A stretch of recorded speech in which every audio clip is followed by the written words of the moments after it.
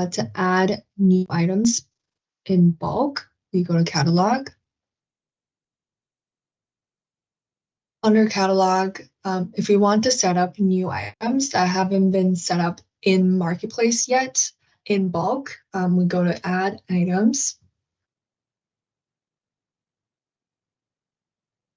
And here, under add items in bulk, we can download the Walmart template.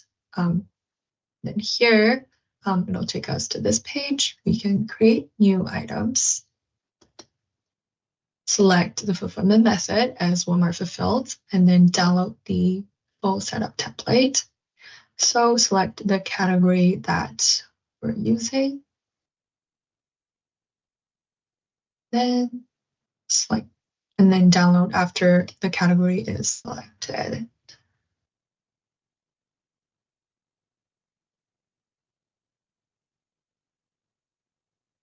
So now we're able to see that a spec sheet is downloaded. After we open the spec sheet, we can fill in product information needed for item setup.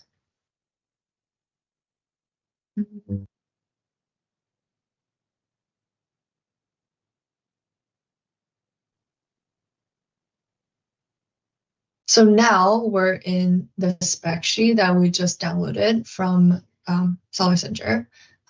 So all of these in this sheet, there's a basic guideline for filling out information. Under all of the required for Walmart services, these fields are mandatory to fill in unless it says it's grayed out and it says optional here.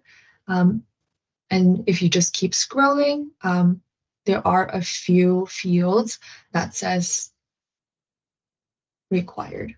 So all fields will need to be filled in for setting up any items. So I would recommend to just go through all of these fields to make sure that no required fields are left behind. So now go back to, and then there's a second tab here, also the same way. Required information needs to be filled in, and then required for Walmart supply chain. And then there is a slight difference here. And under trade item configurations, if it says required for Walmart supply chain, the only mandatory information to fill in is the recyclable packaging material information and trade item net weight. So make sure you fill in these two required fields on this green bar of required for Walmart supply chain. So let's start from the beginning. Here we can set up our items together. So SKU, this is a unique identifier to sellers that sellers can use. And then product ID type, I do recommend to use GTIN as it in general generate way less error. So input the product GTIN and put the product name.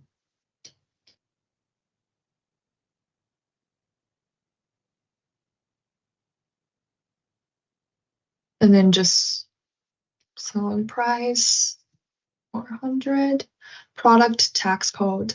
So if you do not know what your product's tax code is, you can always go back to Seller Center, and then in Seller Center under settings, you will be able to access your tax code through taxes. And then, so right now I'm just going to use a generic one. For product text code, and then shipping weight. This is your product's shipping weight, including the packaging. So this would be 3.5 pounds. And then keep scrolling to the right and filling in all of these information. Site description.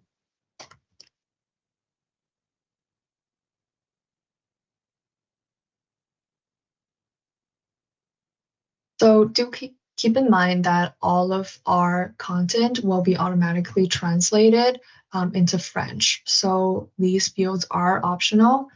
Um, so going to the right, if your product is a Walmart exclusive product, then select yes. If it's not, then we select no for this answer.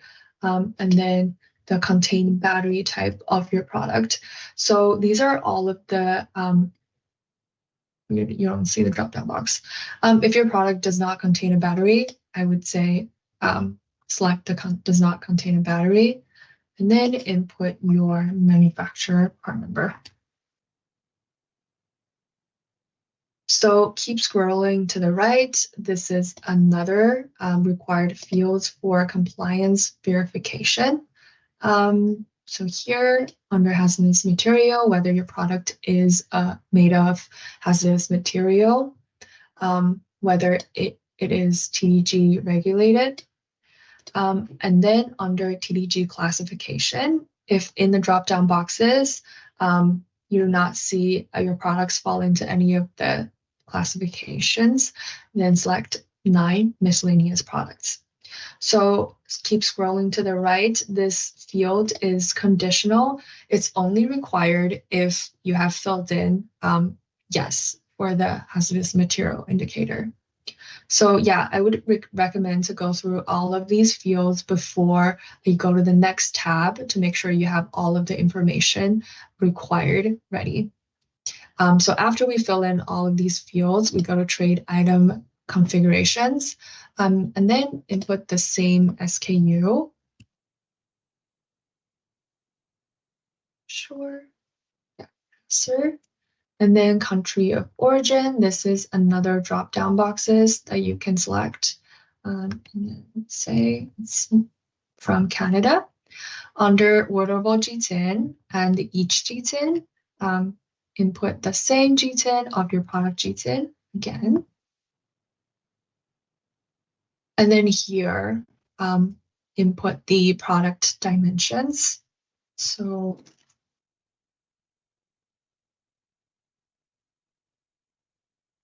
is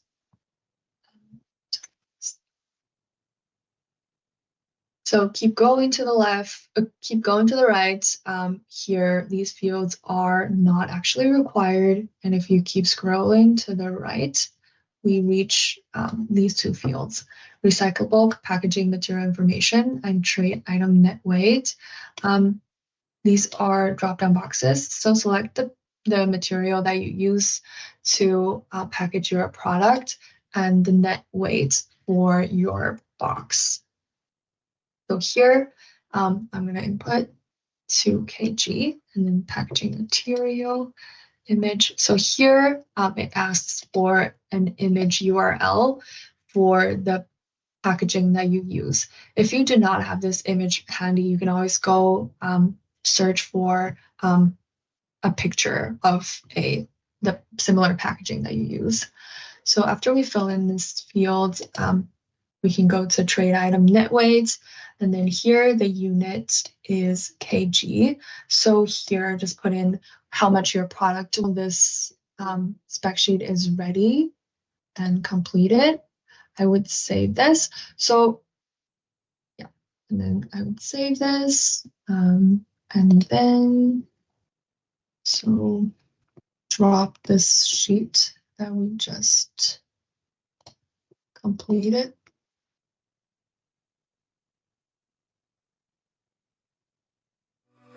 And the upload is succeeded.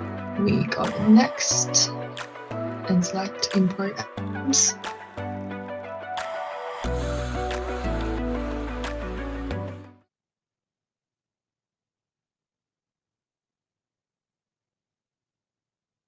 And under catalog, so we have successfully submitted our items. To view the status of our submission, we can go to activity feed.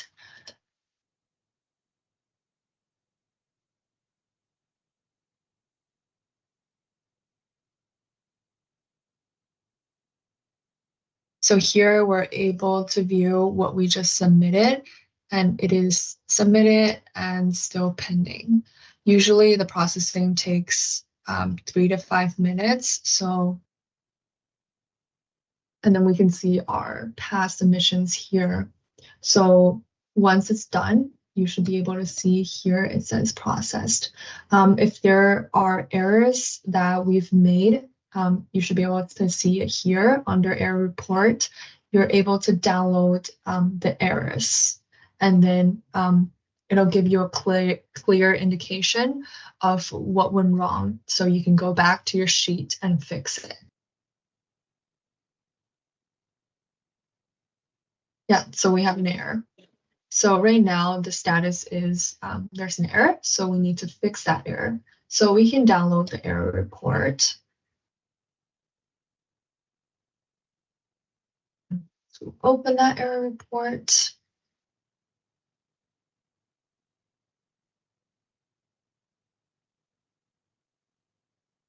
So the error says, so the error is I used the same SKU of a previous product that I used. So I should go back and change the SKU.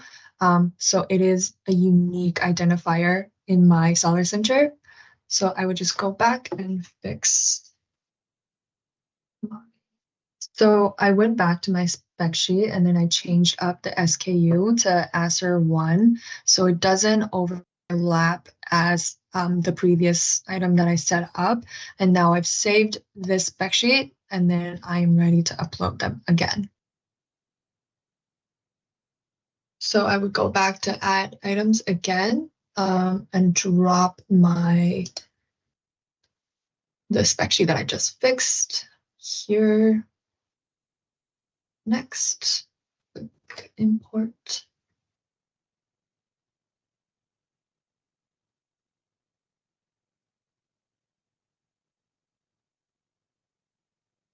Then we're able to view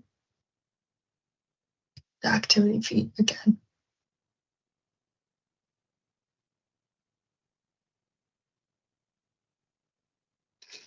It's still pending.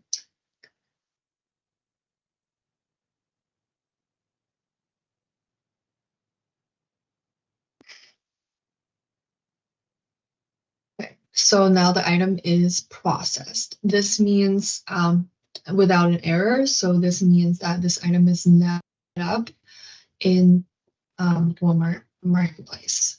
So if we go back to catalog,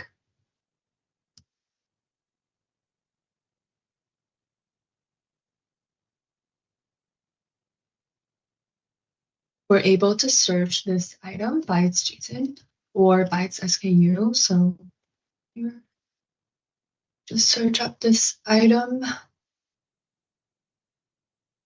We can see that this item is now successfully set up as a WFS item. So under fulfillment, it says seller fulfilled, WFS eligible. So this means that you can now send inventory to WFS warehouse. And once we receive that inventory, this fulfillment method will change to Walmart fulfilled. And then in the listing, it will say sold by you and fulfilled by Walmart.